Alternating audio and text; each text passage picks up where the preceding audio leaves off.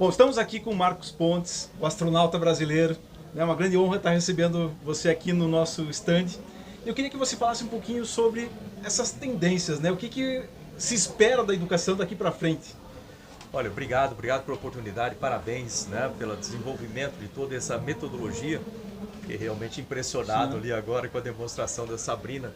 Mas o que a gente vê é o seguinte, né?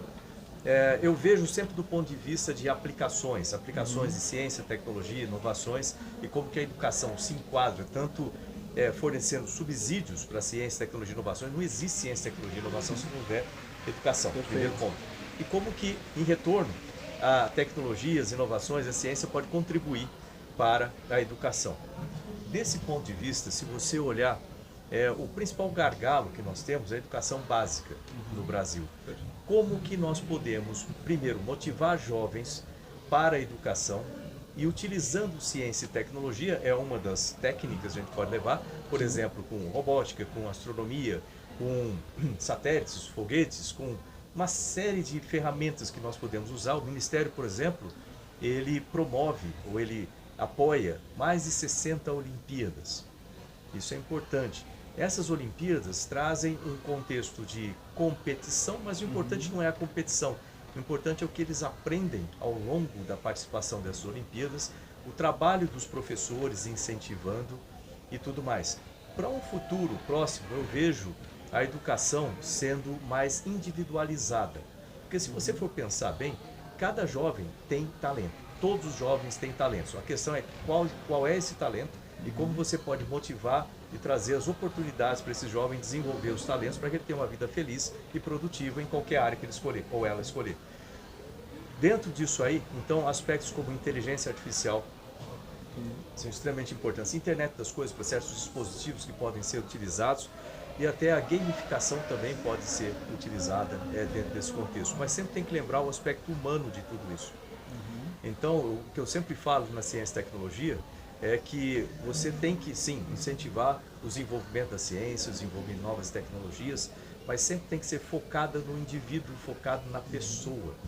E a educação é um exemplo extremamente importante disso, e dentro desse contexto vem o professor. Né?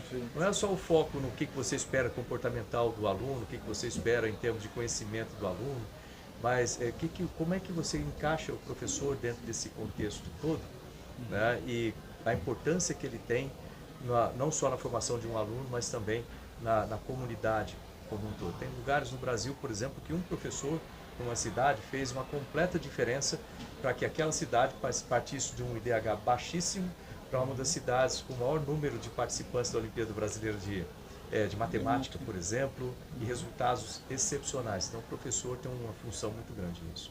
Maravilha. A educação passou por uma transformação digital, né, nos últimos anos, né, muito em função de tudo que aconteceu nesses últimos 2 anos, mas também agora a gente passa por uma transformação socioemocional. Então, pegando um pouquinho da sua fala, né, é importante a gente fazer essa base tecnológica, né, mas também essa transformação socioemocional é bastante importante nesse momento, né? E o professor aí realmente tem um grande papel, né? Tem, é importante pensar sempre o aluno, a pessoa em formação, o cidadão em formação, a cidadã em formação, é um ser humano com todos os complexos e belezas de ser humano. Tem emoções, tem tudo isso. Você tem que pensar no aspecto intrapessoal, né, que muitas vezes era esquecido antigamente, só pensar na matéria, que você tem que aprender e terminar aquela matéria em 6 meses, fazer a prova e coisas assim. Não funciona mais dessa forma. Você tem que pensar no aspecto intrapessoal, da motivação, no que motiva aquele jovem para seja lá o que ele quiser ou ela quiser fazer na vida, e o aspecto interpessoal. Cada vez mais nós precisamos dessas interações. Quando você olha a pandemia, por exemplo, um dos efeitos ruins que a pandemia teve, lógico, né, entre tantos, mas um dos efeitos ruins foi a exclusão, vamos dizer assim, dos alunos da escola em ficar isolado em casa. Em certa fase da nossa vida a gente precisa ter a relação interpessoal para que a gente possa desenvolver certas competências que vão ser úteis para a vida inteira.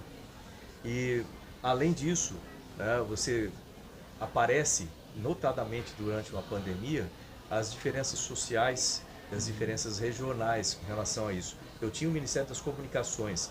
Uma das minhas maiores preocupações no início era como que eu vou fazer para levar, já que os alunos têm que estudar de casa, têm que estudar via internet, mas nem todo mundo tem internet, nem todo mundo tem um celular ou um equipamento para receber a internet. Aí vamos levar para televisão, né? Não vai para televisão também. Nós fizemos um sistema todo de multiprogramação dos canais para tentar chegar, você ter um alcance maior. Mas mesmo assim existem, e ficou muito claro durante a pandemia essas diferenças. Então a gente precisa pensar no nosso país de uma forma mais ampla, em que se tenha mais inclusão, e quando a gente inclui falando em inclusão digital, mas inclusão das pessoas também dentro desse contexto, entendeu? Então essa é uma das razões, diga-se de passagem, né? Hoje em dia eu sou pré-candidato a deputado federal pelo estado de São Paulo. As pessoas perguntam, por que você está saindo do Ministério, saí do Ministério de 31, para entrar num pleito desse para Congresso Nacional? Olha, veja bem, o Ministério eu já organizei de uma forma bastante intensa, é uma máquina hoje de produzir resultados, já tem todas as estratégias do lugar e etc. O que falta ainda, o que pega ainda, é a parte de legislação, muitas vezes a regulação associada a vários setores. O Ministério tem uma atividade ampla, né, em vários setores, e a educação está dentro desse contexto. Nós temos, por exemplo, no Ministério, uma secretaria voltada para a promoção da ciência dentro das escolas.